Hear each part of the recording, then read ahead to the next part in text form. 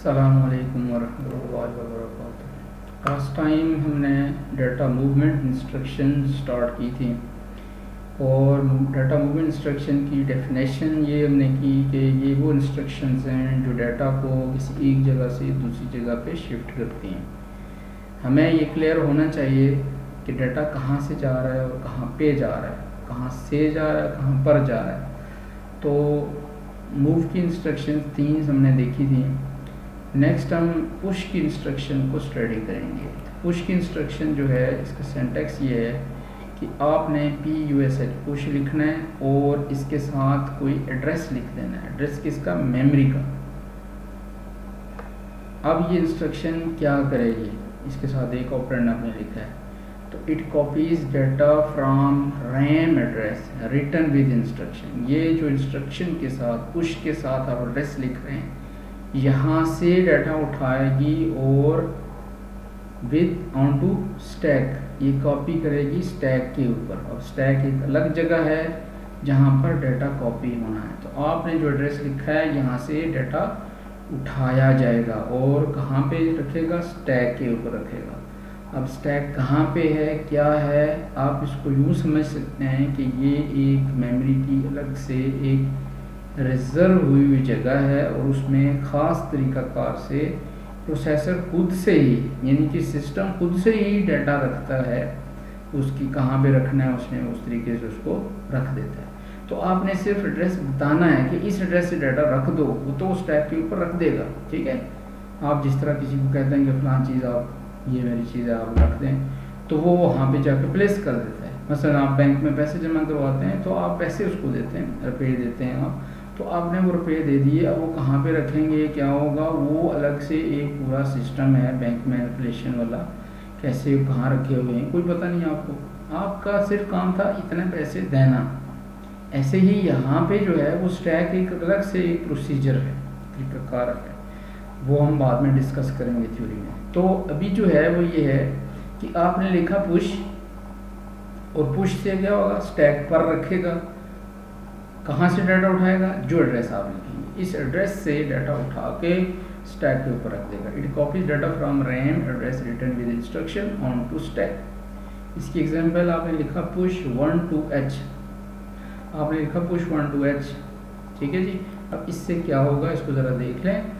तो before execution stack pointer जो है, स्टैक के अंदर एक पॉइंटर है, वो उसके अंदर वो एड्रेस है। हमें ये जो है वो डिटेल में हम देखेंगे। पर स्टार्टिंग एड्रेस उसके पास 7 होता है।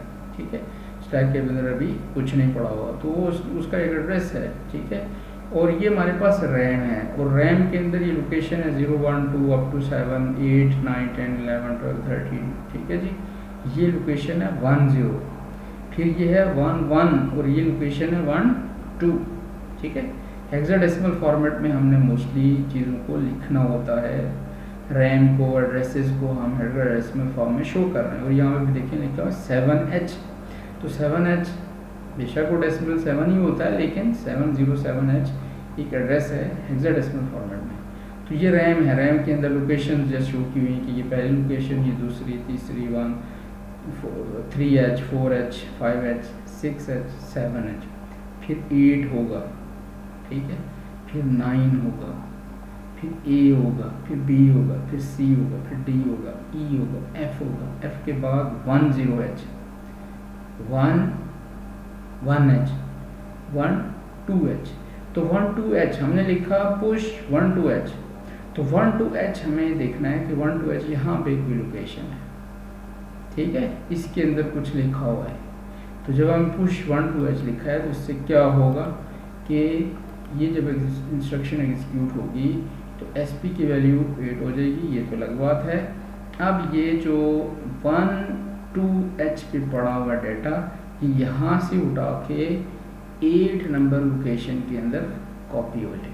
ठीक है जी, यहाँ से देखा आपने। तो स्टैक क्या था? स्टैक भी मेमोरी का एक हिस्सा है, रैम का हिस्सा है। कहाँ पे वो एग्जिस्ट कर रहा है? बाय डिफ़ॉल्ट 7H एड्रेस के ऊपर स्टैक बना। तो स्टैक रखता खुद से ही है, आपने तो पुश लिख दिया, बाकी काम उसने खुद करना है। तो एड्रेस उसके पास था 7 से उसने 8 किया और 8 वाली लोकेशन के ऊपर 1 वन, जो कि 1 2 लोकेशन के ऊपर डाटा पड़ा था, इसको उठा के उसने स्टैक के ऊपर डाल दिया। ठीक है, आई थिंक ये बात आपको क्लियर होगी। नेक्स्ट है पॉप। पॉप का सिंटैक्स, पॉप जो है इसके साथ भी एड्रेस आप लिखते हैं, तो ये क्या करेगी, क्या कॉपी डाटा फ्रॉम स्टैक। अब स्टैक से डाटा उसने उठाना है on to RAM address return with instruction. अब वो एक एड्रेस जो आपने यहाँ पे लिखा हुआ है पॉप के साथ, उस एड्रेस पर डाटा रखेगी। कहाँ से उठाएगी, स्टैक से। क्या पड़ा हुआ है वो अलग बात है, लेकिन स्टैक से डाटा उसने उठाना है, जो पड़ा हुआ है जो भी है, तो वो वन जो एड्रेस आप देंगे उस पर होगा। एग्जाम्पल है पॉप 13H आपने लिख दिया फॉर एग्जाम्पल, तो इसने क्या करना है कि SP के अंदर लास्ट इंस्ट्रक्शन अभी हमने लिखी थी पुश की, उस वक्त SP के साथ था एड्रेस 8, वो 8 नंबर लोकेशन के ऊपर 11 पड़ा हुआ है स्टैक के अंदर। ठीक है जी।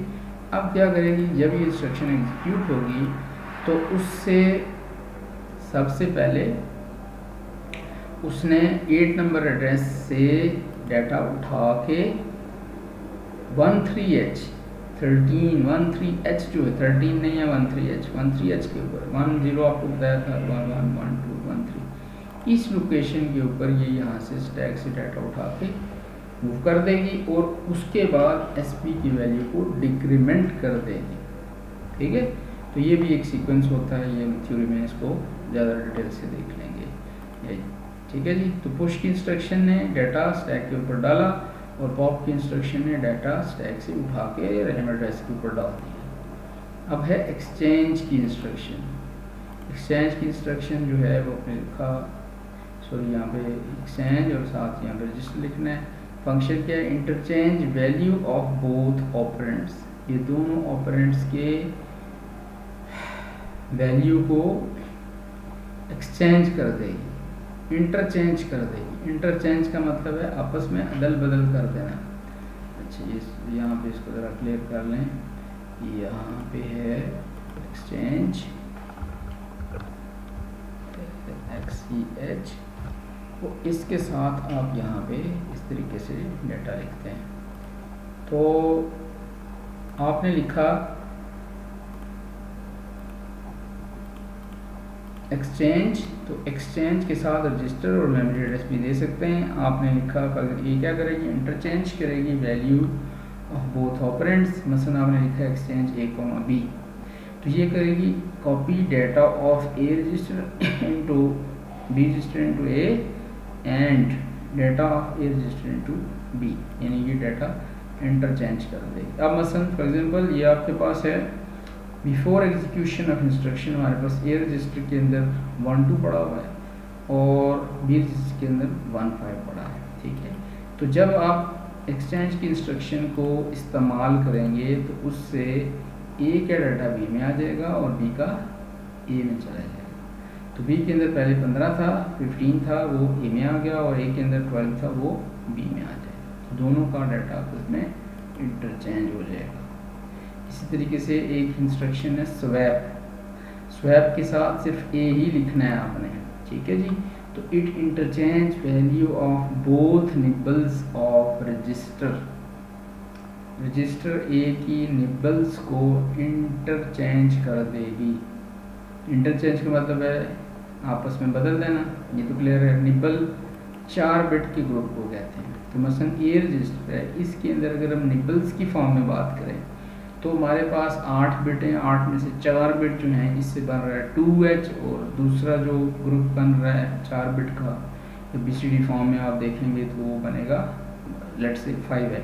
तो ये 2 और 5, 2 इन 4 बिट्स के अंदर सेव हुआ है और 5 इन 4 बिट्स के अंदर सेव हुआ है, और ये पूरा रजिस्टर A है 8 बिट।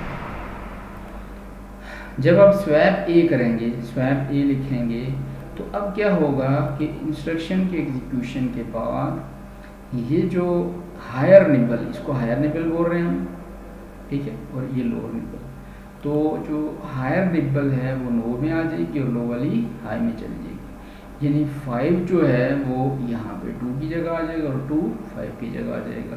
तो ये निबल्स आपस में बदल जाएंगी ये रजिस्टर की 8 बिट की। ठीक है जी। तो ये स्वैप का फंक्शन है। यहाँ पे समरी है इसकी। तो हमने मूव की इंस्ट्रक्शन क्या करती है, कॉपी करती है सेकंड ऑपरेंड का डाटा फर्स्ट में।